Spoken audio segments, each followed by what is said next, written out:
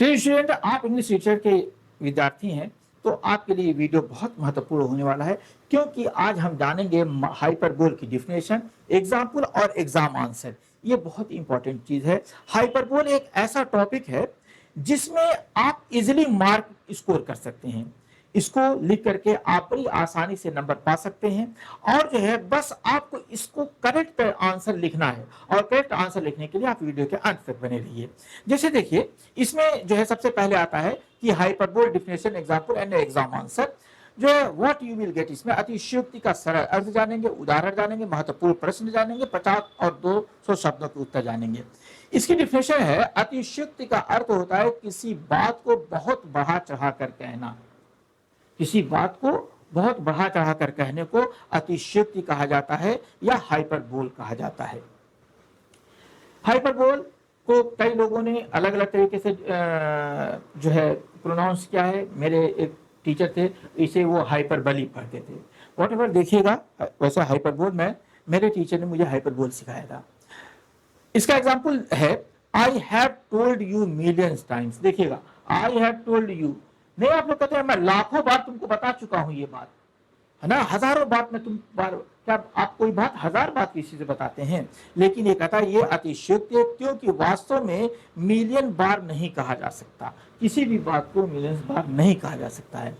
Important question इसमें आता है, what is hyperbole, define hyperbole with example. ये दो तरीके से आते हैं, डिफाइन हाइपरबोल विद एग्जाम्पल और व्हाट इज।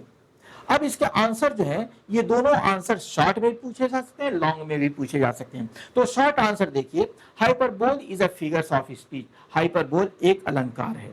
हाइपरबोल एक अलंकार है, अलंकार है दैट इन्वॉल्व्स डेलिब्रेट एग्जैजरेशन, जो डेलिब्रेट करता है। डेलिब्रेट करना होता है कि योजना अनुसार कहना या जानबूझकर किया गया कोई कार्य डेलिब्रेट करता है, एक्सप्रेस करता है। एग्जैजरेशन यानी कि किसी चीज को बढ़ा चढ़ा करके कह देना। फॉर एम्फेसिस और इफेक्ट, किसके लिए, जोर देने के लिए या प्रभावशाली बनाने के लिए।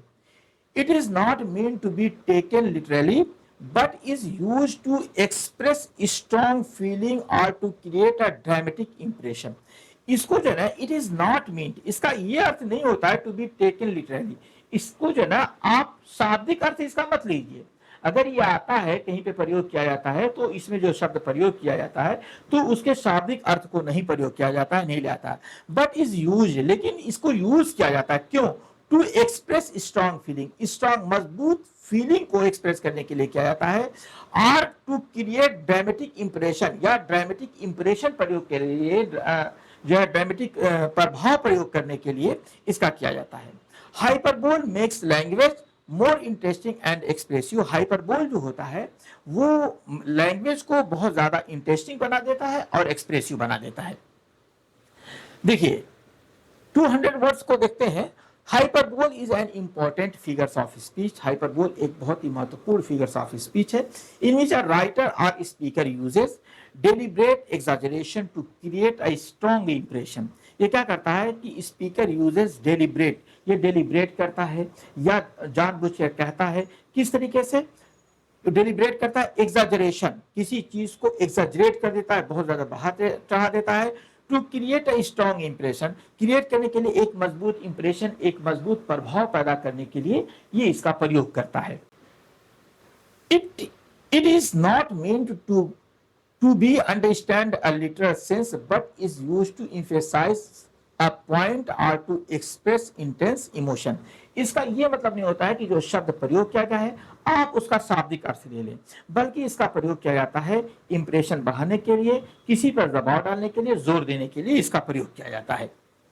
For example, when someone says, अगर कोई कहता है I have told you a million times, अगर कोई कहता है कि मैंने तुम्हें जो है मिलियंस टाइम्स ये बात बताया है, it does not means that the person has actually repeated some things a million times. इसका ये मतलब नहीं कि उसने उसको मिलियन टाइम्स रिपीट किया है। Instead it is used to show frustration और देखिए एक यहाँ पे शब्द मैंने दे दिया है, फ्रस्ट्रेशन। कभी जो है कोई बात होती है जो गलती आप कर देते हैं, तो जो आपको समझ है, यार मैंने आपको कई बार बता दिया, इसको हजारों बार बताया हूं, तो ये एक फ्रस्ट्रेशन भी शो करता है, इसलिए मैंने यहाँ पे ये लॉन्ग वाले में फ्रस्ट्रेशन शब्द प्रयोग किया है और इम्फेसिस या जोर देने के लिए किया जाता है। Hyperbole is widely used in everyday language, ये प्रतिदिन की भाषा में इसका प्रयोग किया जाता है as well as and in literature, और साथ ही साथ इसका लिटरेचर में भी प्रयोग किया जाता है। Writer and poets use hyperbole to make their expression more powerful, writer और पोएट्स जो है यूज करते हैं हाइपरबोल को to make their expression more powerful, इसे बहुत ज्यादा पावरफुल बनाने के लिए इसका प्रयोग करते हैं और जो है एंड ड्रामेटिक बनाने के लिए प्रयोग करते हैं। It helps in creating humour, ये सहायता करता है ह्यूमर क्रिएट करने में, हास्य क्रिएट करने में, एग्जैजरेट करने में, किसी चीज को बहुत ज्यादा बढ़ाने चढ़ाने में, एंड इमोशनल इंपैक्ट, और एक जो है इमोशनल भावनात्मक प्रभाव बनाने के लिए भी इसका प्रयोग किया जाता है।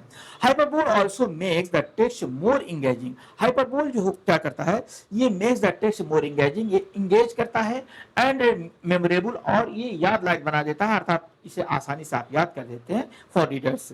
10 hyperbole plays an important role in enhancing the effective and the creativity of language in literary works, ये क्या करता है, हाइपरबोल जो है इंपॉर्टेंट रोल प्ले करता है किसमें, इनहैंस करने में, इफेक्टिवनेस प्रभाव को, एंड क्रिएटिविटी को, और जो है नई चीज़ों को क्रिएट करने में of language in literary works, literary works में ये नई चीज़ों को क्रिएट कर देता है, एक प्रभावशाली बना देता है।